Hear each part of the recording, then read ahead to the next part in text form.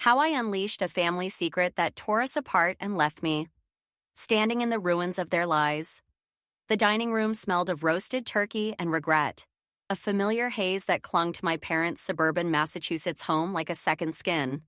It was November 17th, 2024, and I, Emily Carter, 32, had dragged myself 3 hours from Boston for this obligatory family dinner. My knuckles still ached from gripping the steering wheel, my mind replaying every guilt trip my mother had lobbed at me over the phone. "You never visit, Emily. We're not getting any younger." Across the table sat my younger brother, Lucas, 29, a perpetual disaster in a stained hoodie, his unshaven face a testament to his refusal to grow up. My parents, Richard and Diane, presided at the head, their faces a mask of forced cheer I'd long since stopped trusting. The meal trudged on, forks scraping plates in a rhythm of unspoken tension. I'd barely swallowed a bite of mashed potatoes when my father cleared his throat, a sound that carried the weight of a gavel. "We've got something to say," he announced, his voice rough with the authority he wielded like a club. My mother's eyes gleamed, her hands clasped in a display of excitement so rehearsed it made my skin crawl. Lucas smirked, that lopsided grin I'd hated since we were kids. The one he wore when he crashed my car at 16, when he borrowed my savings at 22 for a scam that left me broke, when he coasted through life while I scrubbed the family's messes clean. "Lucas is moving into your condo, Emily," my father declared, as if he'd just handed him the keys to a kingdom. "You're always off at that job of yours, traveling, leaving it empty. It's a waste. He needs a place to get on his feet." The words slammed into me like a freight train. My fork hovered midair, gravy dripping onto the tablecloth in slow, accusing drops. I blinked, waiting for the punchline, the retraction, anything to break the absurdity. Nothing came. My mother nodded, her smile widening into something almost predatory. "It's perfect, sweetie. Lucas deserves a fresh start, and you don't need all that space, do you?"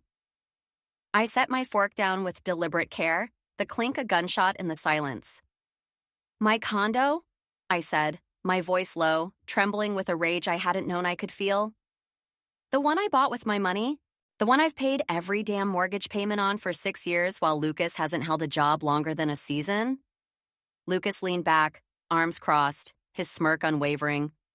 "Yeah, Em, Mom and Dad figured it's better than me crashing here forever. I'm almost 30. Time to step up, right?" I stared at him, then at my parents. Their faces were a grotesque gallery. My father's stern expectation, my mother's faux innocence, Lucas's casual arrogance. They hadn't asked me. They hadn't hinted.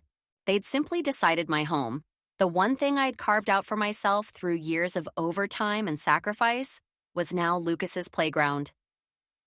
I reached for my wine glass, the stem cool against my shaking fingers. I took a slow sip, letting the burn steady the storm inside me. Then, with a smile sharp enough to draw blood, I said, "That's funny, because I sold it last month." The room exploded into chaos. Lucas's smirk vanished, replaced by a slack-jawed gape. My mother gasped, her hand flying to her chest in a theatrical swoon. My father's face turned a deep, furious red, a vein pulsing in his temple like a ticking bomb. "What?" he roared, slamming his fist on the table. "I sold it," I repeated, my voice calm, deadly. I pulled a manila envelope from my purse and slid it across the table with the precision of a surgeon. "Here's the deed transfer, signed and notarized. Mortgage paid off, profit banked, it's gone." Lucas lunged for the envelope, tearing it open with frantic, fumbling hands. His eyes scanned the pages, widening in horror as the reality sank in. No, you can't do this. Mom and Dad said..." "Mom and Dad don't own my condo," I cut in, my gaze locking onto my parents like a predator sizing up prey. "And neither do you. I'm not your bank, your maid, or your landlord. I'm done being the one you lean on while you prop him up." My mother's tears came fast, a flood of practiced despair. "Emily, how could you do this? Your brother needs help. He's struggling." "He's 29, I snapped, standing and grabbing my coat from the chair. "He's not struggling. He's a leech, and you've enabled him my entire life, expecting me to pick up the slack. I've paid for his mistakes, fixed your problems, listened to your excuses. Not anymore. My father's voice thundered, shaking the walls. This is selfish, Emily. You know Lucas isn't as strong as you. We've always counted on you. I paused at the door, turning to face them one last time. My eyes burned, but I refused to let the tears fall.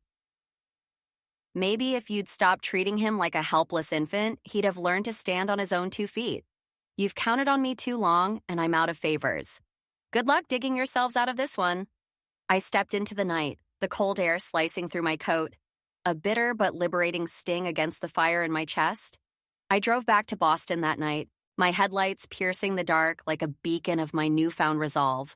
I'd already rented a sleek apartment downtown, high ceilings, floor-to-ceiling windows, a view of the city that felt like a fresh start. The condo sale money sat in my account, a lifeline I'd earned through years of grinding at a job that demanded everything. I booked a trip to Santorini, 2 weeks of sun, sea, and silence, and for the first time in years, I felt the weight of their expectations lift. I thought I'd cut the cord for good. I was wrong. A week later, my phone became a war zone.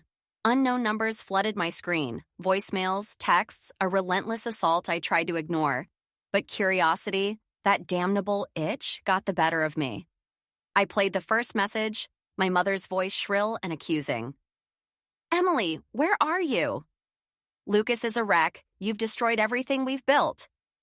I deleted it, my finger trembling. Then Lucas.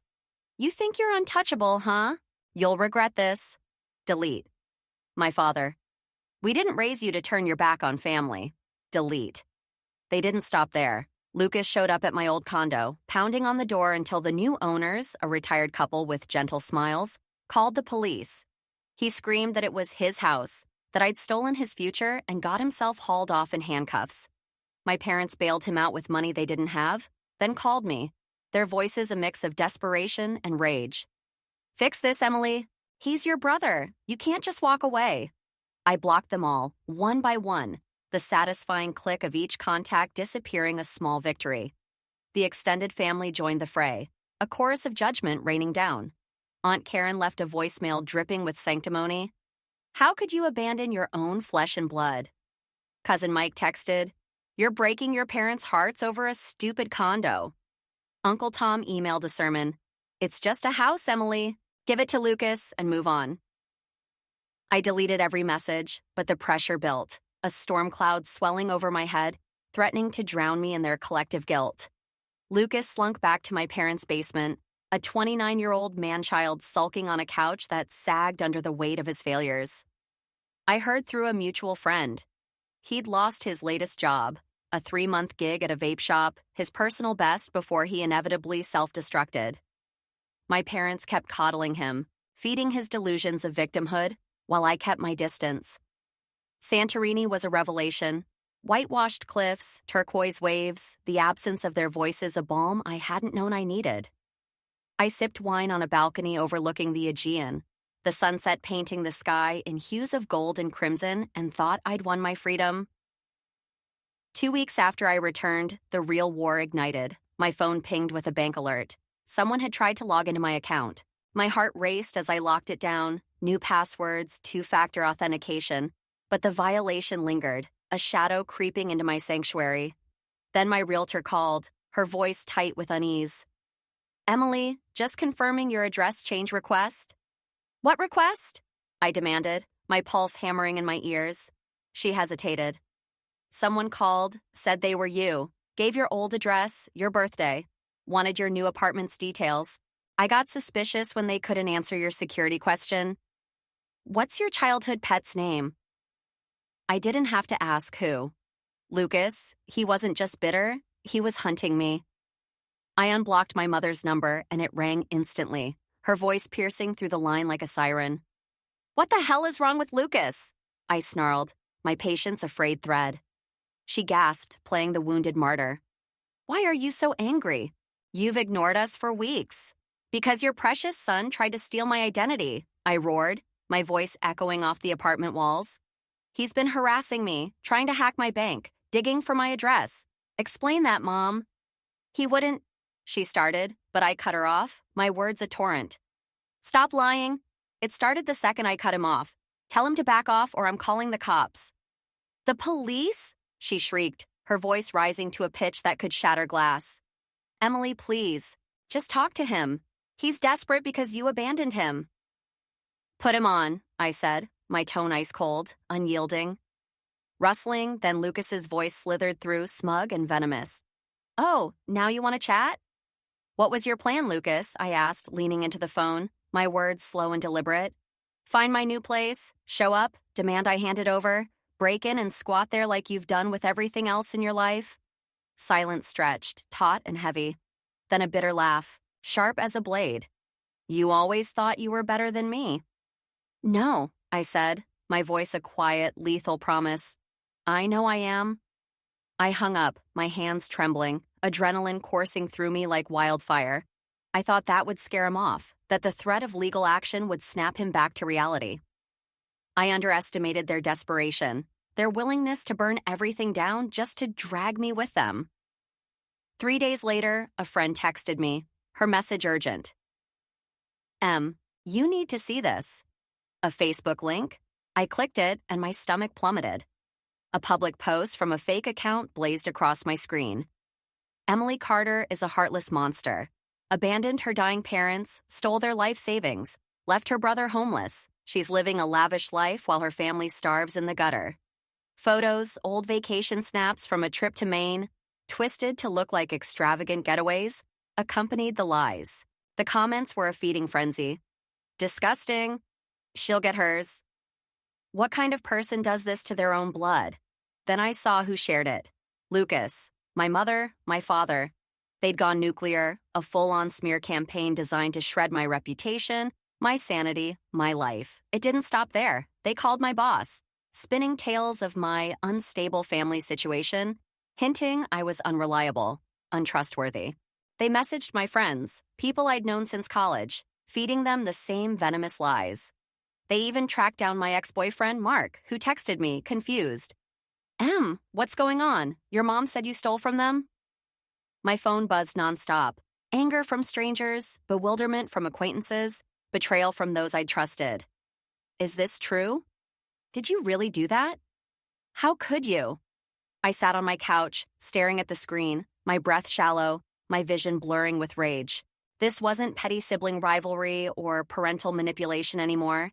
It was a calculated, vicious assault. They wanted me broken, humiliated, isolated, a pariah in my own world. They'd picked the wrong target. I didn't cry. I didn't scream. I got to work. For days, I gathered evidence. Bank statements proving I'd never touched their money, screenshots of Lucas's threatening texts begging for cash, records of his identity theft attempts when he tried to access my accounts.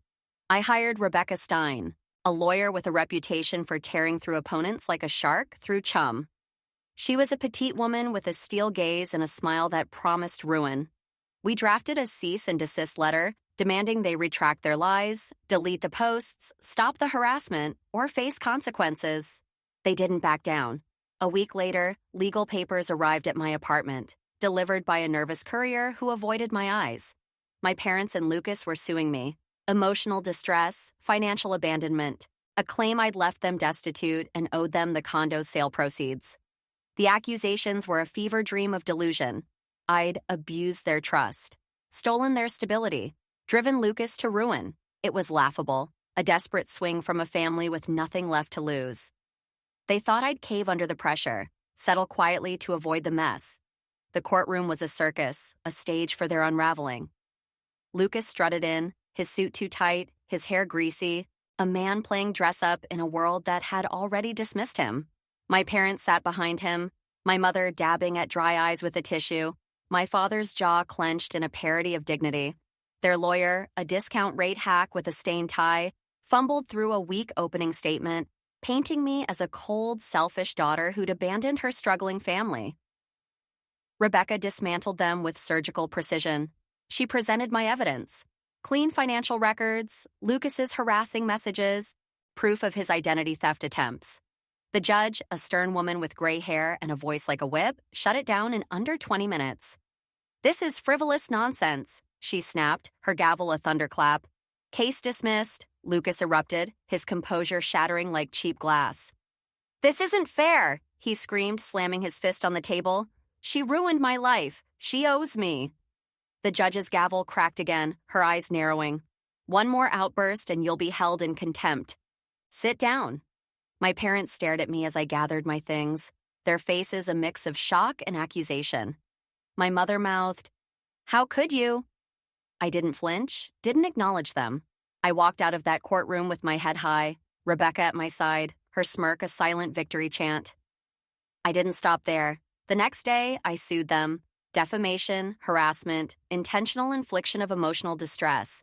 I wanted blood, or at least the closest legal equivalent. They laughed it off at first. Lucas sent me a taunting text. "Good luck with that, sis. You've got nothing." He was wrong. Rebecca built a case so airtight it could have withstood a hurricane.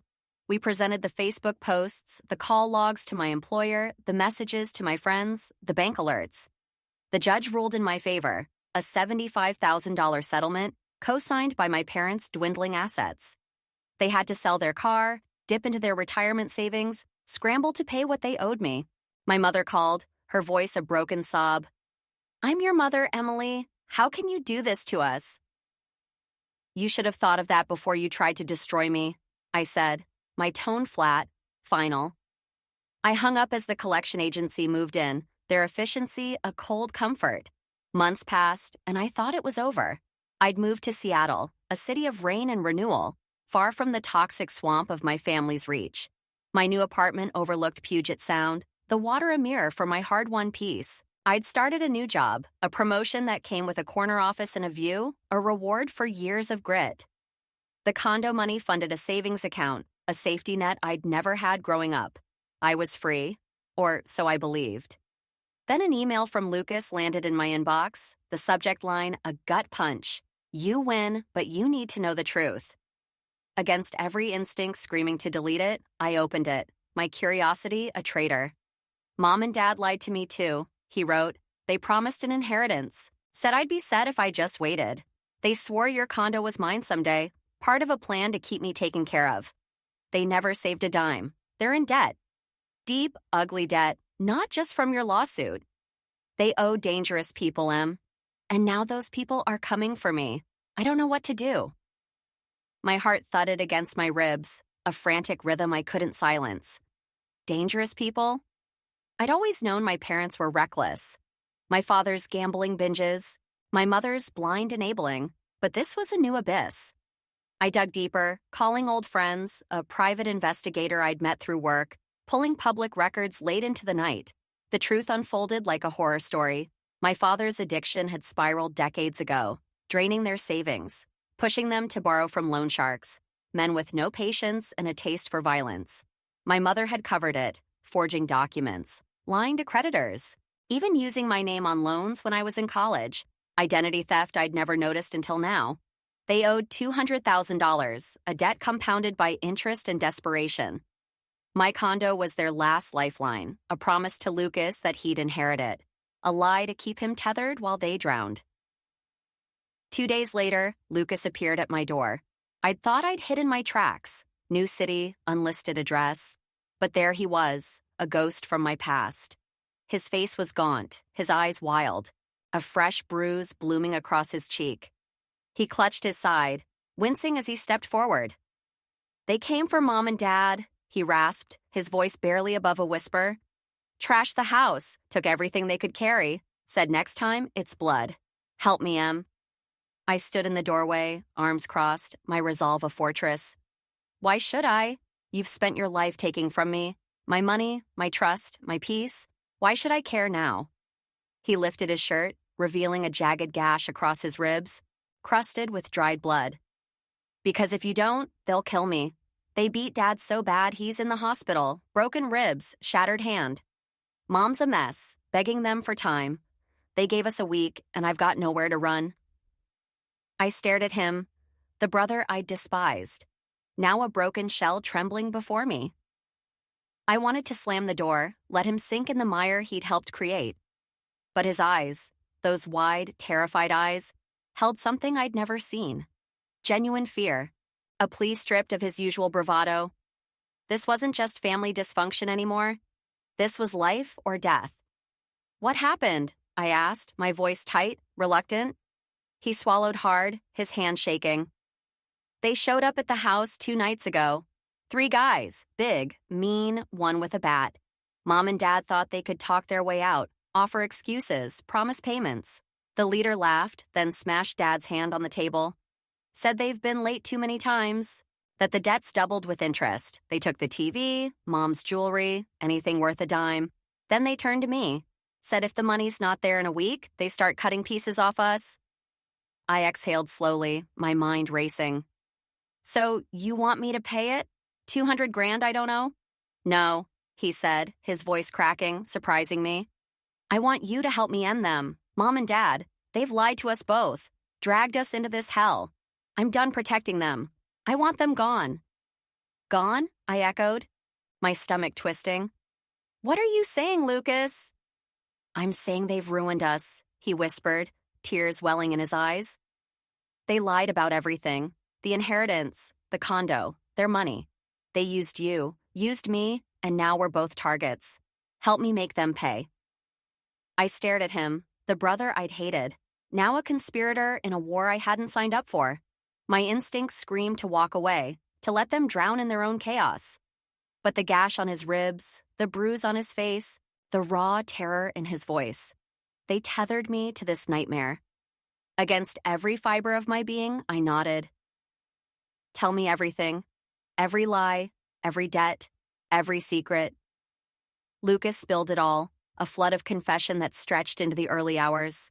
My father had gambled since I was a kid. Cards, horses, slots, losing more than he ever admitted. My mother had covered it, forging signatures, taking out loans in my name when I was 18, a betrayal I'd never suspected. They'd promised Lucas an inheritance that didn't exist, dangling the condo as a carrot to keep him compliant while they sank deeper into debt. The loan sharks weren't just creditors. They were enforcers for a local syndicate, men who'd killed for less than what my parents owed. The condo sale was their final hope, a plan to pawn it off to Lucas, sell it later, and settle the score. I'd burned that bridge, and now the flames were licking at us all. I didn't sleep that night. Lucas crashed on my couch, his ragged breathing a constant reminder of the mess I'd been dragged back into. I paced the apartment, my mind a battlefield of rage, fear, and resolve. I could pay the debt, dip into my savings, sell my car, take out a loan. But why? They'd made their bed, lied in it, and now expected me to bail them out again? Number this time, I'd fight fire with fire. I didn't pay the debt. I didn't run. I went nuclear. I took Lucas's evidence, bank records, forged documents, threatening voicemails he'd recorded from the loan sharks, and handed it to the police. I spent hours in a sterile precinct, detailing the fraud, the identity theft, the extortion. Then I made a call I never thought I'd make. I tracked down a contact from my PI friend, a burner number tied to the syndicate, and tipped them off. Not with money, but with proof. Hidden accounts my parents had buried offshore, a rental property in New Hampshire they'd lied about owning, assets they'd concealed to dodge their debts. They've got your cash, I told the gravelly voice on the line, my tone steady despite the tremor in my hands. Go get it. The arrests came fast, a whirlwind of sirens and handcuffs. My parents were hauled out of their wrecked home, my father limping from his injuries, my mother sobbing hysterically. The charges piled up. Fraud, tax evasion, racketeering, forgery. The police seized the offshore accounts, the rental property, everything the loan sharks hadn't already claimed. The syndicate got their money, their enforcers backing off once the debt was squared. My parents faced a judge who saw through their crocodile tears, sentencing them to 10 years each. Hard time for a lifetime of lies. Lucas testified against them, his voice steady as he laid bare every scam, every betrayal. He named dates, amounts, even the loan sharks' aliases, his cooperation earning him probation and a community service sentence. A slim chance to rebuild. I sat in the back of the courtroom, watching my family implode, my expression a mask of detachment. My mother caught my eye as they led her away, her lips forming a silent, please. I turned my back, walked out into the Seattle rain, and didn't look back. I stayed in Seattle, carved out a life untainted by their shadow. My apartment became a sanctuary, bookshelves I'd built myself, a view of the sound that calmed the chaos they'd left behind. My job thrived, the promotion a reward for years of resilience. The condo money grew in a savings account. a buffer against the uncertainty I'd once known too well. Lucas sends postcards now, short, scrawled updates about his job at a warehouse, his sobriety meetings, his tentative steps towards something better. I don't reply, but I keep them in a drawer, a quiet acknowledgement of his effort. My parents write from prison, their letters a mix of pleas and accusations. "We're your family, Emily," my mother scribbles. "Forgive us." My father's are sterner.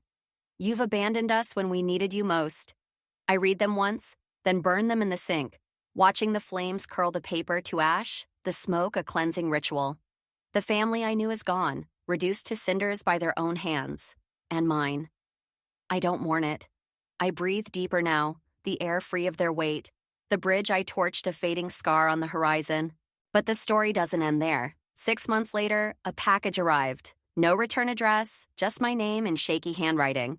Inside was a letter from Lucas, longer than his usual postcards, and a faded photograph of us as kids. Me, 10, him, 7, grinning on a beach, oblivious to the storm brewing in our parents' lives. The letter was a confession, a plea, a goodbye. "I found something," he wrote.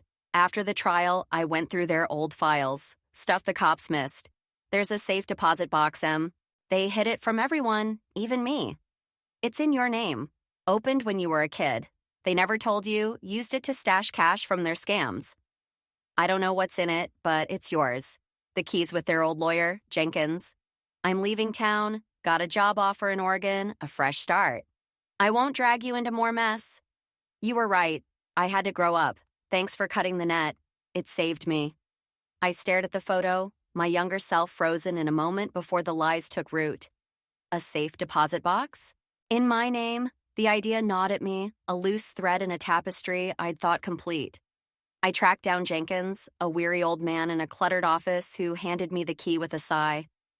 "They were a piece of work, your folks," he muttered. "Good luck." The bank vault was cold, the box heavier than I'd expected.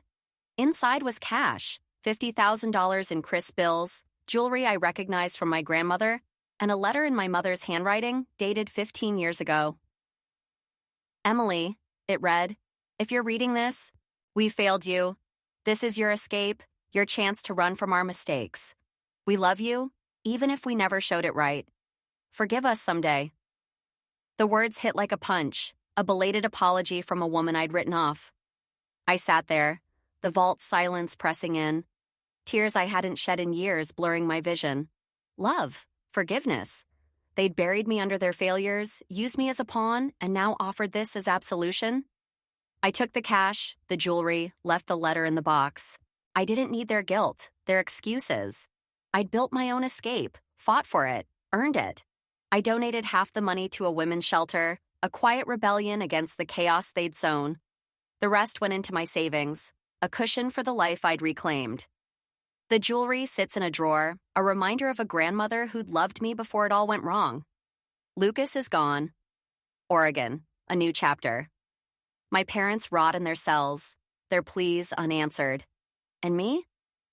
I stand in the ruins of their lies. Stronger for it, the ashes of that bridge a testament to my survival. Freedom tastes like rain on my tongue, like the salt of the sound, like the quiet of a life finally mine. I savor it, every bitter, beautiful drop,